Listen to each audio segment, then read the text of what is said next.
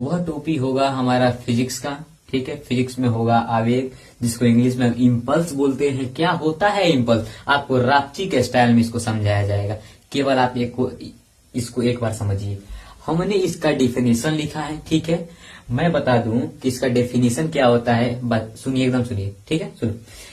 यदि किसी वस्तु पर, मैंने क्या बोला, यदि किसी वस्तु पर अल्प समय के लिए, अल्प समय मतलब थोड़ी देर के लिए बल लगा रहे हैं, यदि किसी वस्तु पर अल्प समय के लिए हम बल लगा रहे हैं, तो जो बल लगाए हैं, ठीक है, जो बल लगाए हैं और जिस समय में लगाए हैं, उसके गुणनफल को हम आवेग कहते हैं, यानी कि इम्पल्स, जिसको आई से डिनोट करते हैं। तो आई इक्वल में हमारा हो जाएगा एफ गुना में डी टी। कहां से आया मैं आपको बता देता हूं। आइए, यहाँ पर कहा गया यदि किसी वस्तु पर अल्प समय के लिए बल लगाया जाए, तो अल्प समय एवं लगे बल एवं लगे अल्प समय के गुणनफल को ही हम आवेग यानी कि इम्पल्स कहते हैं। बोलिए, क्लियर है?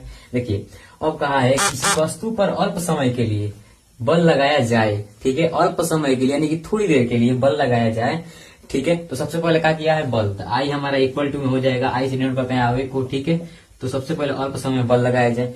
और गुणनफल का बात किया है तो गुणनफल हो जाएगा। और लगे अल्प समय यानी कि बहुत कम समय का है, तो समय को हम टी से डिनोट करते हैं। और जो अल्प यानी कि छोटा समय कर दिया है, किसी भी चीज में छोटा है, अल्प लग जाए, तो वहां पे डी का प्रयोग करते हैं। तो यहाँ पे केवल हम डी का लगा देंगे। ठीक है, हमारा परिभाषा निकल कर आ जाएगा। बोलिए, अगर कोई पूछे आपसे आवेग किसे कहते हैं, तो दो परिभाषा में बता देता हूँ।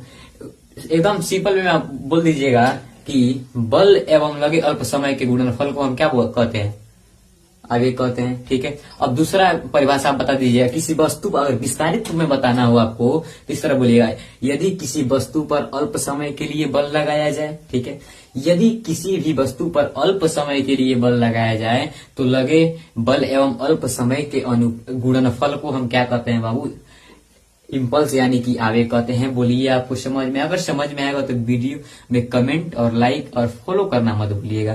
थैंक यू, धन्यवाद। फिर मिलते हैं, जरूर मिलते हैं। ठीक है।